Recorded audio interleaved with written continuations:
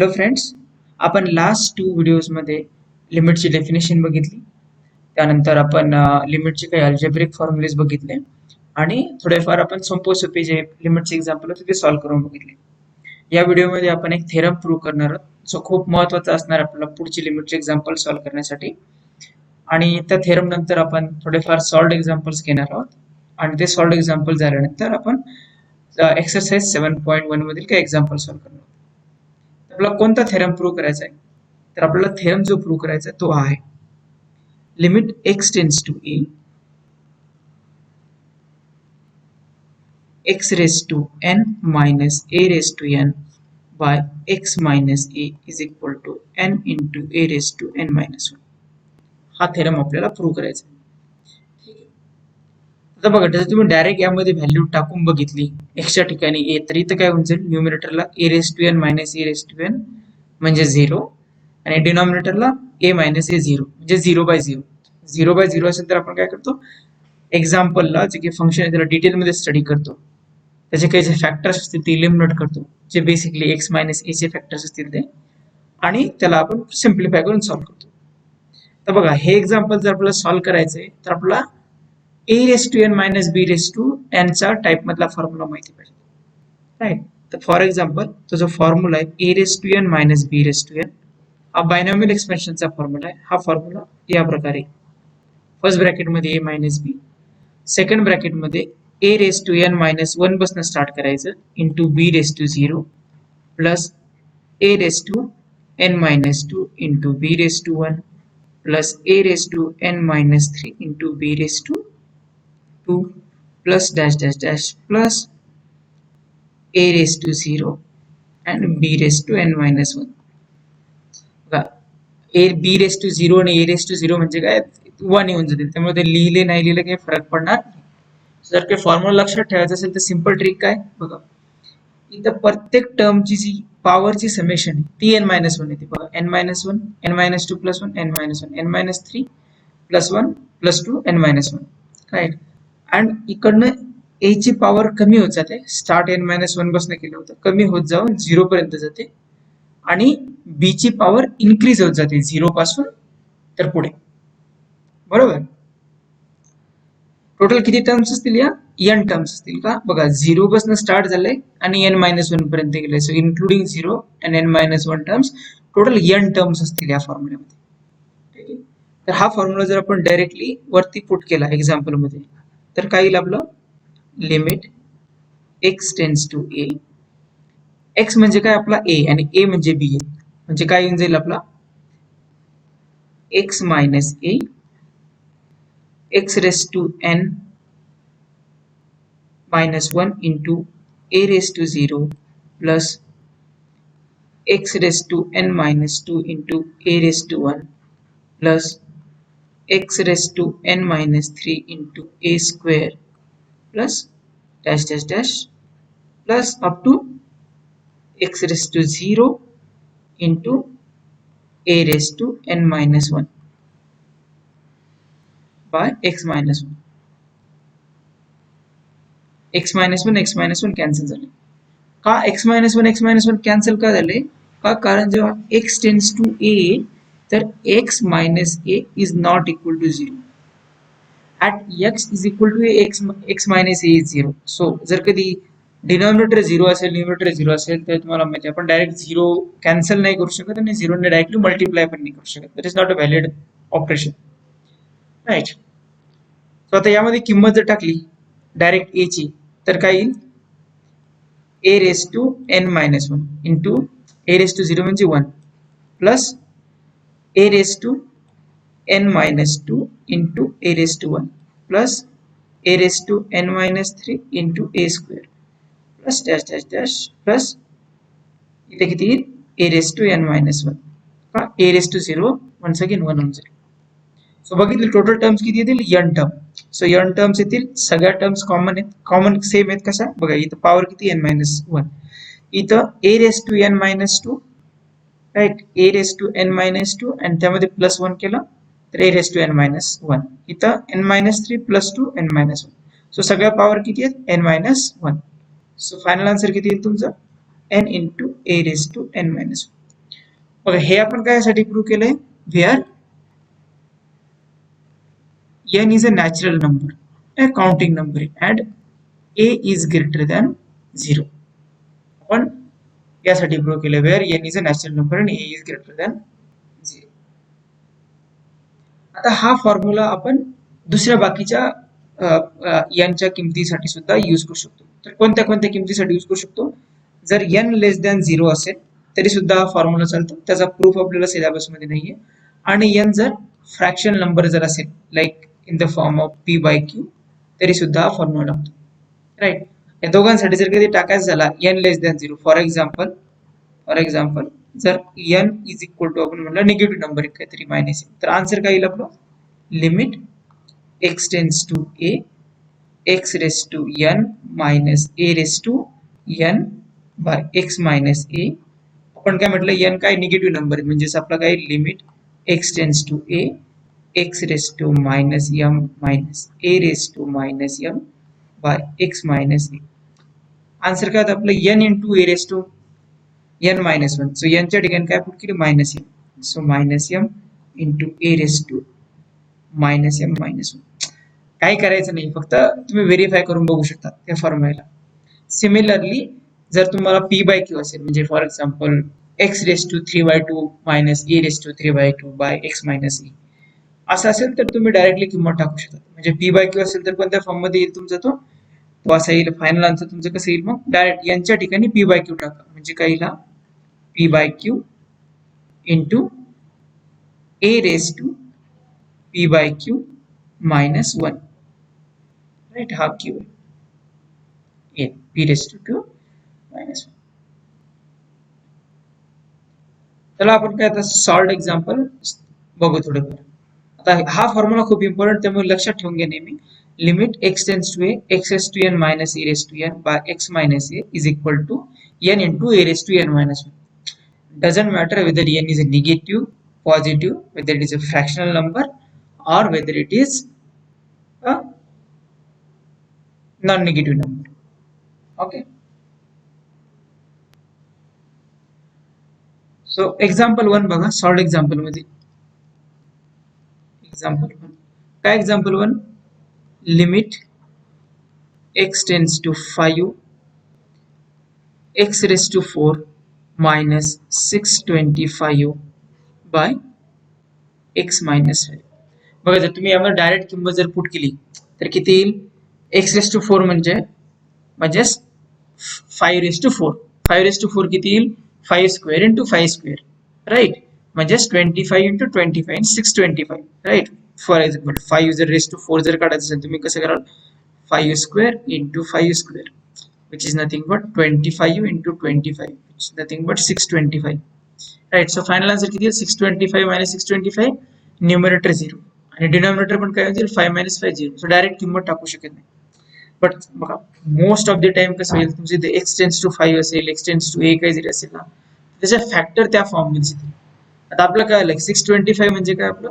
5 raise to 4. म्हणजेच मी याला directly कसं लिहू शकतो? Limit x tends to 5 x raise to 4 minus 5 raise to 4 by x minus 5. मग आपलं जर लास्ट आपण जो हे बघितला होता फॉर्म्युला, का बघितला होता आपण? Limit x tends to a x raise to n minus a raise to n by x minus a is equal to n into a raise to n minus 1. यामध्ये n किती तुमचा? 4 आहे आणि a किती आहे? 5 आहे. सो फायनल आन्सर किती येईल तुमचा? 4 into 5 raise to 4 minus 1 which is nothing but 4 into 5 cube. 5 cube किती येतो? 125. Right? So 4 into 125 which is nothing but 500. So तुमचा आन्सर 500. ठीक आहे. तर नेक्स्ट एक्झाम्पल बघू आपण. Example number 2. काय example number 2? Limit x tends to 2 x raised to 7 minus 128 by x raised to 5 minus 32. Right? तर बघा या फॉर्म मध्ये जर तुम्ही डायरेक्टली किंमत टाकण्याचा प्रयत्न केला तर काय होईल, 2:7. 2:7 किती येतो, 128 येतो. काढून बघू शकतो मी. कसं बघायचं, 2 4 16 राईट, 2 4 8 16 32 64 128 राईट. So 2:7 is 128. लिहून बघू शकता. 2 4 then 8 16 32 64 128. This is 2:1 2:2 2:3 2:4 2:5 2:6 2:7. सिंपल आहे. डबल करत जायचं प्रत्येक वेळेस. तुम्हाला इथं कळून जाईल की x⁻7 मीन्स 2:7 128 आहे, बरोबर आहे. 128 आहे म्हणजेच इथे 128 - 128 होऊन जाईल x⁵5 राईट, म्हणजे 2⁵ किती 32 32 - 32 0 होऊन जाईल. न्यूमरेटर आणि डिनॉमिनेटर दोन्हीकडे 0 होऊन जाईल. बरं, आता हे जे एक्झाम्पल आहे आपल्या स्टँडर्ड फॉर्म मध्ये पण नाहीये की वरती x⁻7 मायनस लेट्स से 128 ला तुम्ही लिहू शकता 2⁻7 डिवायडेड बाय x-2 असं नाहीये, आणि खालचा डिनॉमिनेटर पण त्या फॉर्म मध्ये नाही. तर मग अशा वेळेस काय करून घ्यायचं, आपल्याला एक स्टेप ऍड करावं लागेल. फक्त आपल्या डिनॉमिनेटर आणि न्यूमरेटर दोन्ही मध्ये x-2 ने डिवाइड करावं लागेल. कसं करायचं, सो डिवाइड करू x-2 divide numerator and denominator. Divide numerator and denominator by x-2. कसं केलं तुम्ही x-2 ने डिवाइड, सो काय येईल उत्तर, limit x tends to 2 x⁻7 minus 128 ला आपण लिहू शकतो का 2⁻7 राईट, लिहिलं x-2 x⁵5 मायनस 32 ला 2⁵5 x-2 राईट. यालाच आपण कसं लिहू शकतो, पुन्हा लिमिट x टेंड्स टू 2 आपण सेपरेट करू शकतो राईट, जेव्हा डिव्हिजन मध्ये असेल तेव्हा. So x⁻7 minus 2⁻7 by x-2 limit x tends to 2 x⁵5 minus 2⁵5 by x-2. बघा, हे तुम्हाला समजण्यासाठी आपण स्प्लिट केले दोन फंक्शन मध्ये. जेव्हा तुम्ही एक्झाम लिहिसाल बोर्डची तेव्हा पण तुम्ही स्प्लिट करायचे, पण जेव्हा for example multiple choice questions असतील सीईटी साठी असेल स्प्लिट करण्याची आवश्यकता नाही, डायरेक्टली इथंच तुम्ही कॅल्क्युलेशन करू शकता. आता वरचा पुन्हा त्या फॉर्म मध्ये आला आपला x⁻n minus a⁻n bye x-a. खालचा पण त्याच फॉर्म मध्ये आला. सो वरचं उत्तर किती येईल, 7 into 2⁻7 minus 1 by 5 into 2⁻5 minus 1, which is nothing but 7 into 2⁻7 minus 1 किती 6 आणि 5 into 2⁻5 minus 1 किती 4 राईट. ऍट द एंड वरती जर 2⁻4 आहे, वरती 2⁻6 आहे, तर किती होऊन जाईल 7/5 into 2⁻2 right. What is 2⁻2? It's 4. 4 into 7 28. So final answer is 28/5. Correct.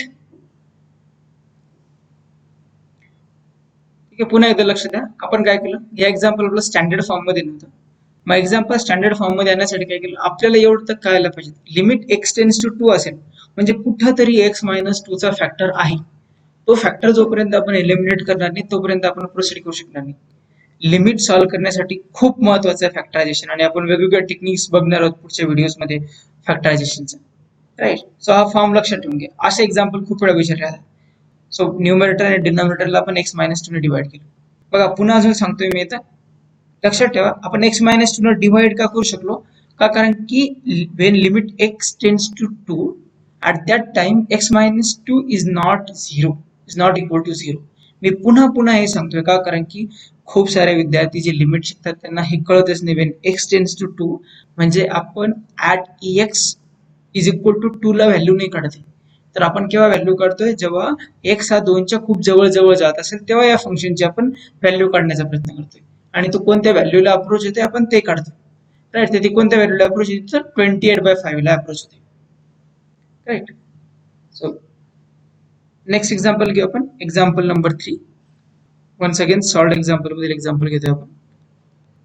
Example number 3 थोडं वेगळ्या पद्धतीचं एक्झाम्पल आहे.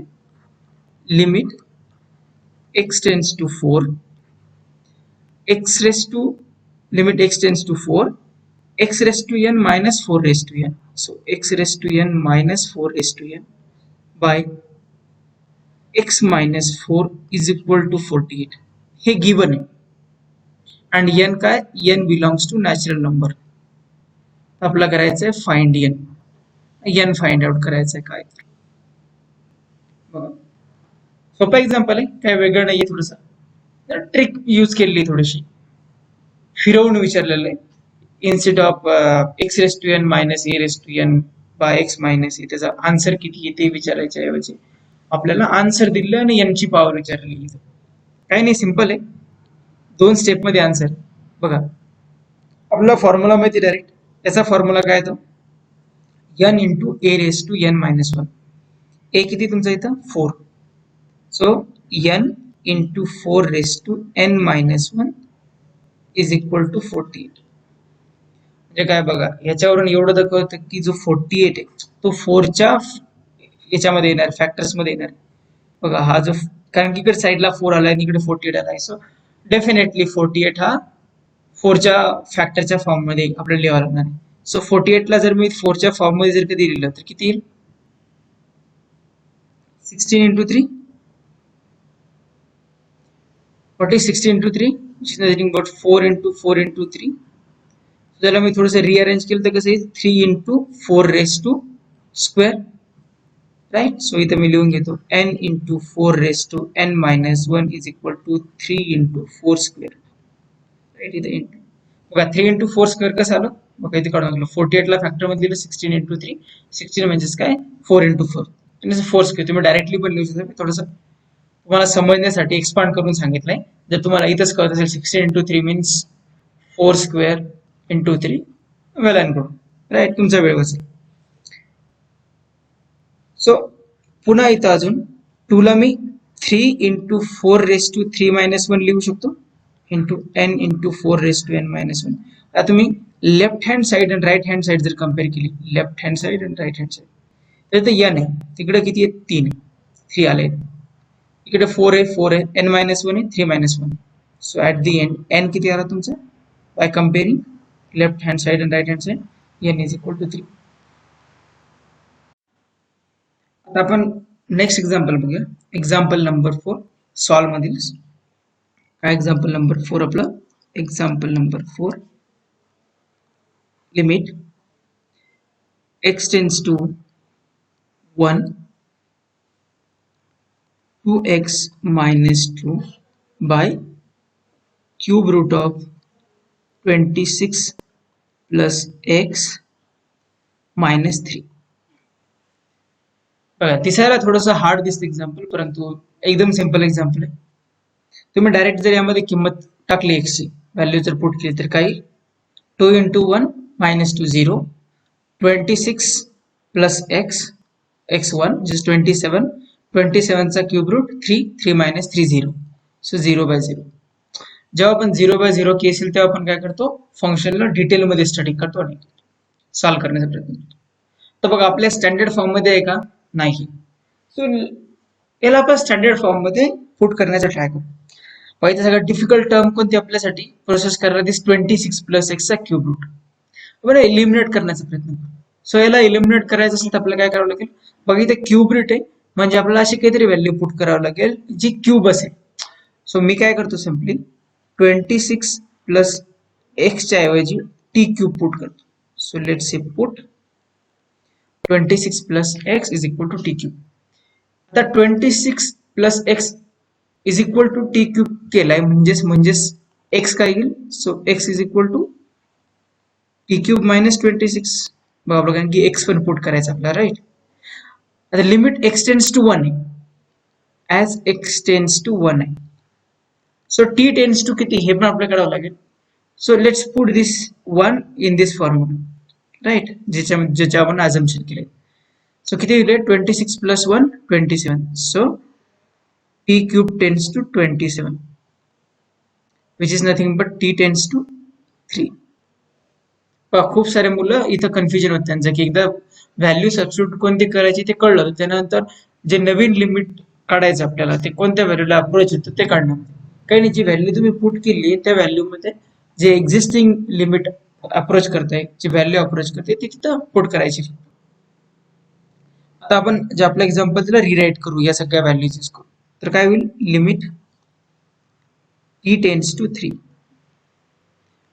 2 इंटू एक्स, एक्स किती आहे, टी क्यूब मायनस 26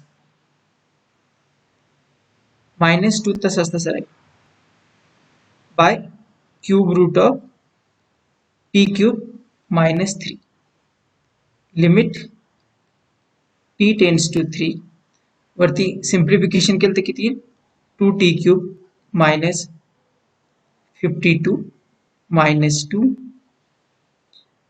टी क्यूबचा क्यूब रूट काढला तर टी मायनस 3, राईट, फक्त टी उरेल, क्यूब रूटचा क्यूब काढला तर मायनस 52 मायनस 2 किती होतील, minus 54. So limit t tends to 3 2t cube minus 54 by t minus 3. बघा थोडंसं स्टँडर्ड फॉर्मच्या जवळ जवळ येते, राईट. पुढे काय करायचं आपल्याला, बघा आता आपला जो स्टँडर्ड फॉर्म आहे तो काय असतो, एक्स रेस टू एन च्या फॉर्म मध्ये असतो. कसा असतो आपला standard form, x raise to n minus a raise to n च्या फॉर्म मध्ये असतो, बा एक्स मायनस ए हा स्टँडर्ड फॉर्म. बघा एक्स ला काही कोएफिशियंट आहे की इथं नाही, पण इथं आपल्याकडे काय 2 कोएफिशियंट आहे. सो आपण 2 ला एलिमिनेट करण्याची ट्राय करू. सो आपण काय करू, 2 ला एलिमिनेट करण्यासाठी 2 ला कॉमन काढू. So limit t tends to 3, इथे जर 2 कॉमन काढला तर काय होईल, t cube minus 27 by t minus 3. मग आता इथं कॉन्स्टंट आहे, कॉन्स्टंटला तुम्ही आउटसाइड लिमिट घेऊ शकता, राईट. आपण फॉर्म्युला बघितलाय, काय बघितलंय आपण की limit x tends to a, right, into k into f of x जर असेल तर याचा आन्सर काय येतं, के इंटू एल. जर एफ ऑफ एक्स, जर limit x tends to a f of x is equal to l असेल तर, राईट. सो इथे आपण 2 ला बाहेर काढून घेऊ. So limit t tends to 3 t cube 27 ला कसं लिहितो आपण, 3 चा क्यूब टी मायनस 3. बघा आला आता स्टँडर्ड फॉर्म मध्ये. हा स्टँडर्ड फॉर्म सोबत जर कम्पेअर केलं तर काय येईल, बघा हा होऊन जाईल तुमचा n, हा होऊन जाईल तुमचा a, right. So at the end answer काय असतं तुमचं, बघा 2 कॉन्स्टंट तर असतं राहील, n म्हणजेच काय 3 into a raise to means 3 raise to n minus 1 means 2. 3 square into 3 is 3 cube, which is nothing but 27. 27 into 2 is 54. This is final answer. बघा यामध्ये सगळ्यात महत्त्वाचं लक्षात ठेवण्यासारखी गोष्ट काय की आपण इथे सबस्टिट्यूशन मेथड यूज केली आहे. आणि सबस्टिट्यूशन यूज करताना आपण काय केलंय, आपण ट्राय केलंय जी डिफिकल्ट म्हणजे तिला सिम्प्लिफाय करण्यासाठी, आणि त्यानंतर आपण प्रोसीड केलंय सिम्पल एकदम, काहीच अवघड नाही एक्झाम्पल मध्ये, राईट. आता जेव्हा तुम्ही कॉम्पिटेटिव्ह एक्झामसाठी सीईटी म्हणा, ए आय ट्रिपल ई म्हणा, यासाठी जेव्हा हे प्रॉब्लेम सॉल्व्ह करता तेव्हा तुम्हाला एवढं स्टेप बाय स्टेप लिहिण्याची आवश्यकता आहे.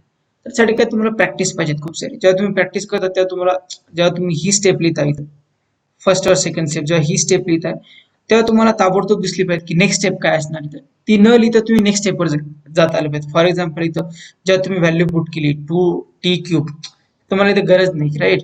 26 इंटू 2 52 मायनस 2 54 मधून 2 कॉमन काढले तर किती 27. सो डायरेक्ट तुम्ही या स्टेपला जम्प करता आले पाहिजे. ह्या स्टेपला जम्प केलं की तुम्हाला कळलं पाहिजे की स्टँडर्ड फॉर्म मध्ये आलाय 3 क्यूब, ही पण लिहिण्याची गरज नाही आणि डायरेक्टली तुम्ही ते सॉल्व्ह करण्याचा डायरेक्ट आन्सर लिहू शकता, राईट. सो हे आपण एक्झाम्पल बघितले आहेत आजच्यासाठीचे. आपण नेक्स्ट व्हिडिओमध्ये एक्सरसाइज 7.1 ला स्टार्ट करू आणि जे काही आपले अनसॉल्व्ड एक्झाम्पल आहे आपण त्यामध्ये. जर तुम्हाला आमचा व्हिडिओ आवडला असेल तर त्याला लाईक करा, व्हिडिओ शेअर करा, पुढचे व्हिडिओ बघत राहण्यासाठी चॅनलला सबस्क्राईब करा, आणि तुमच्या काही कमेंट्स असतील, काही फीडबॅक असेल तर ते कमेंट सेक्शन मध्ये आम्हाला जरूर कळवा.